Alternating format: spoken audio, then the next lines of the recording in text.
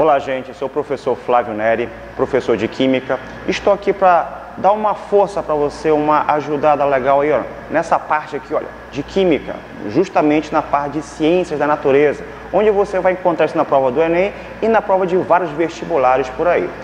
A minha ideia hoje é mostrar para você um conteúdo que é bastante tranquilo, fácil e que é muito cabível, cair em muitas provas, que é a situação de você saber identificar as misturas, saber identificar o que é uma mistura homogênea, o que é uma mistura heterogênea e o principal, o que você pode fazer para fazer a purificação dos materiais dentro desta mistura, fazer um isolamento, como é que eu posso estar fragmentando os componentes daquela mistura. Então a ideia de hoje vai ser essa, você visualizar como você pode aplicar a metodologia de separações de misturas. Então vamos à questão. Para que se possa efetuar a reciclagem do lixo, antes é necessário separá-lo. Uma dessas etapas, quando não se faz a coleta seletiva, é colocar o lixo sobre uma esteira para que passe, por exemplo, por um ímã. Este processo permite que seja separado materiais magnéticos como o metal. Aí temos as alternativas: alumínio, ferro, cobre, zinco e magnésio.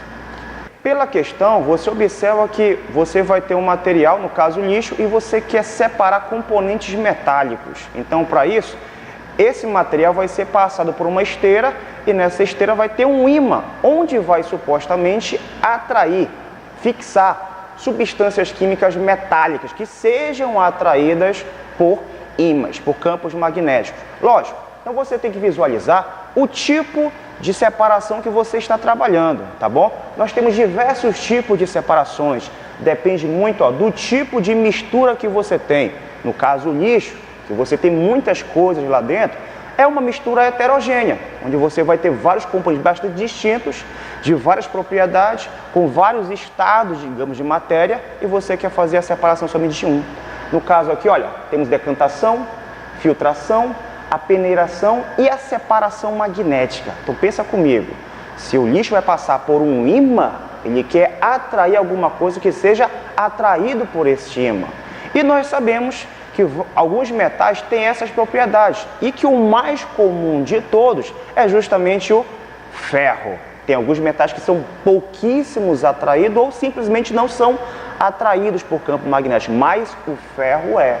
Então, quando esse lixo passa por essa esteira e entra em contato com esse ímã, o ímã só pode atrair os materiais que sejam compostos por ferro. Os outros metais supostamente não vão ser atraídos pelo campo magnético do ímã. Então, pelas alternativas que nós temos, alumínio, ferro, cobre, zinco e magnésio, somente o ferro é atraído pelo ímã. Você tem a alternativa B. Agora vamos para a próxima questão, vamos para a próxima pergunta. Se fizer o tubo segurando aqui falando que eu tive. Tá, ok, beleza, legal. Tá. O petróleo bruto apresenta impurezas, como água salgada, areia e argila, que precisa ser retirada por métodos físicos de separação de misturas antes da etapa de destilação. O primeiro processo consiste em separar o petróleo bruto da água salgada, pela diferença de suas densidades. E o segundo consiste em separá-lo das impurezas sólidas, como areia e argila. O gás natural produzido no Brasil é predominantemente de origem associado ao petróleo. É um combustível ecológico composto por hidrocarbonetos como propano, que permanecem em estado gasoso nas condições atmosféricas normais. Considerando o texto, assinale a alternativa que indica os dois processos de separação de misturas citados no texto. Aí temos destilação e decantação, decantação e filtração, tamização e destilação, filtração e destilação, decantação e centrifugação. Então, na questão, ele quer simplesmente fazer dois tipos de separação de materiais antes de fazer a destilação. No primeiro processo, ele quer separar os componentes por densidade. E o método que você vai estar aplicando aí, olha, é justamente a decantação, onde você vai ter uma mistura heterogênea de sistemas que não conseguem se solubilizar, não são solúveis, são immiscíveis, na verdade. E ali dentro você vai ter um sistema mais denso, que vai ficar no fundo do recipiente, supostamente, e um sistema menos denso, que vai ficar na parte superior do sistema. Esta separação, por ação de densidade, no caso, é o que nós chamamos de decantação, também conhecido como sedimentação. O segundo procedimento, ele quer separar sólidos do petróleo, areia, argila. Então você continua com um sistema heterogêneo. Só que agora, para você separar sólidos de líquidos, você pode aplicar uma filtração. Seriam os dois métodos que você vai estar aplicando para poder fazer essa primeira metodologia de separação dos componentes do petróleo. Em cima da questão, você observa que você vai ter justamente a decantação e a filtração que vai ser aplicado nessa metodologia. Você vai ter a alternativa B. Ok, agora você vai estar visualizando um tipo de conteúdo que é bastante comum em prova de qualquer tipo de vestibular, tá bom? E que geralmente é aquele conteúdo que o pessoal tem medo, que é justamente a parte de cálculos, envolvendo soluções, envolvendo cálculos químicos, envolvendo estequiometria.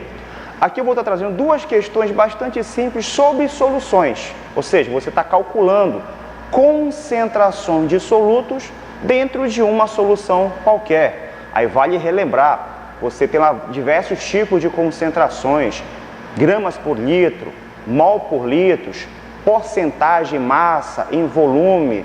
Você tem a parte por milhão, ppm, parte por bilhão, ppb. Todas essas relações é de fundamental importância você saber, você relembrar. Vamos para a questão.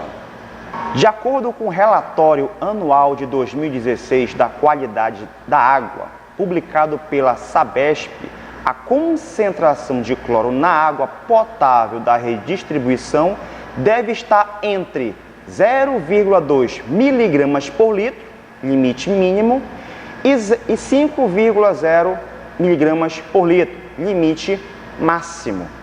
Considere que a densidade da água potável seja igual à da água pura.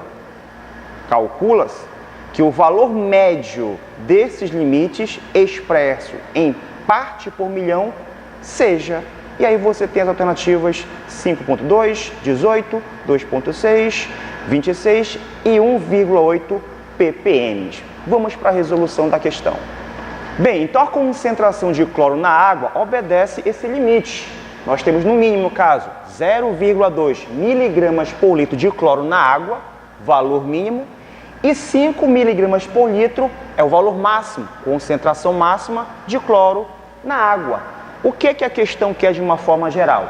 Ele quer que você calcule o valor médio em parte por bilhão, ppm, da concentração de cloro nesta água. Então, como falou em valor médio, você tem que pensar num valor que esteja entre 0,2 e 5 miligramas por litro. Você vai estar simplesmente tirando uma média. O que acontece? Você vai somar os dois valores, 0,2 mais 5, e você vai estar dividindo por 2.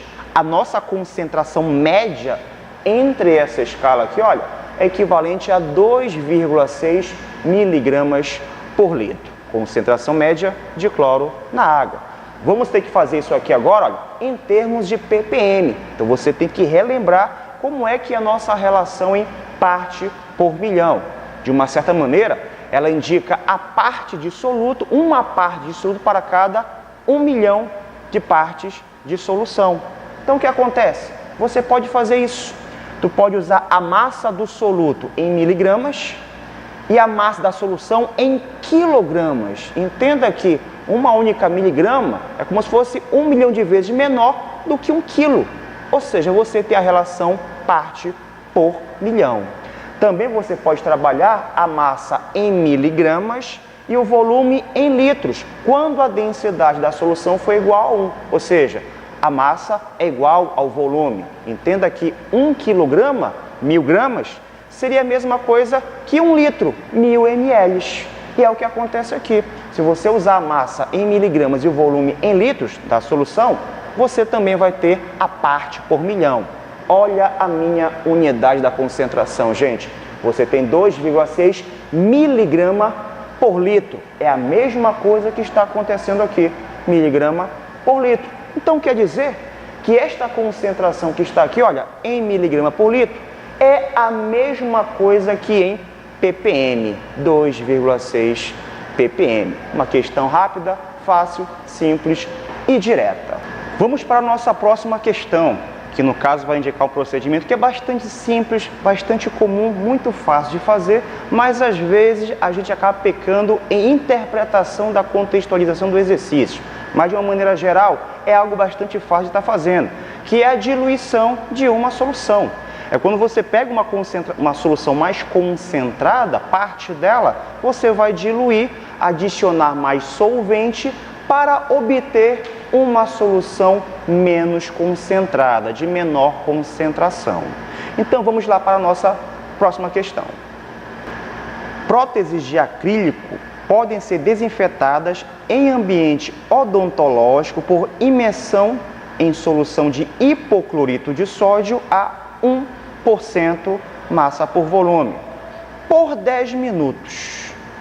Partindo de uma solução a 5% massa por volume de hipoclorito de sódio, o preparo de 1 litro de solução a 1% massa por volume requer a tomada de, pelas alternativas, temos 200 ml de uma solução mais concentrada, adicionando-se água até completar o volume desejado, 500 ml da solução mais concentrada, adicionando-se água até completar o volume desejado, 100 ml da solução mais concentrada, 50 ml da solução mais concentrada, 100 ml da solução mais concentrada.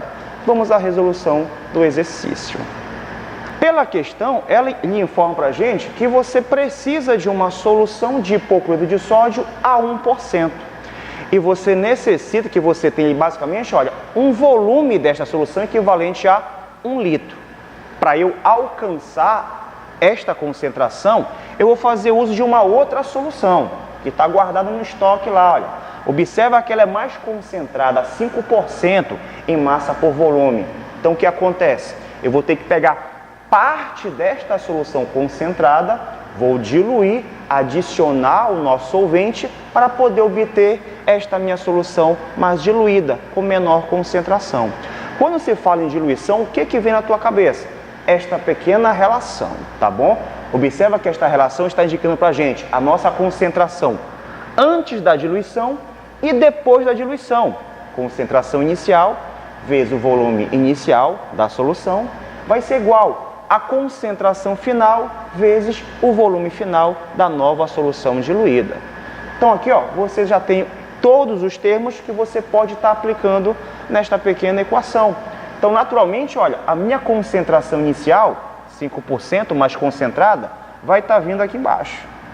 O meu volume é justamente o que eu quero descobrir, qual vai ser o volume desta solução que eu vou, no caso, fazer a diluição. Continua sendo nosso V. A nossa solução alvo aqui no caso, olha, ela vai ter que ter uma concentração de 1% e vai ter que ter um volume de 1 litro. No caso aqui, olha, 1 litro é a mesma coisa que 1000 ml. Montei todo o processo. Então aqui, olha, é somente matemática agora. Simplesmente você vai estar dividindo 1000 por 5, que vai dar justamente 200 ml. Ou seja, gente, você vai ter que pegar esta nossa solução concentrada, retirar 200 ml dela e diluir até completar 1000 litros, no caso 1000 ml de solução. Temos no caso a resolução bem fácil, simples e direta. Vamos para a alternativa correta. Então, pela resolução do cálculo, a alternativa mais correta seria a alternativa A, onde você vai estar usando 200 ml da solução mais concentrada, adicionando-se água até completar o volume desejado. Ficamos aí, gente, com essas questões e aguardo vocês no próximo vídeo. Tchau, tchau, grande abraço.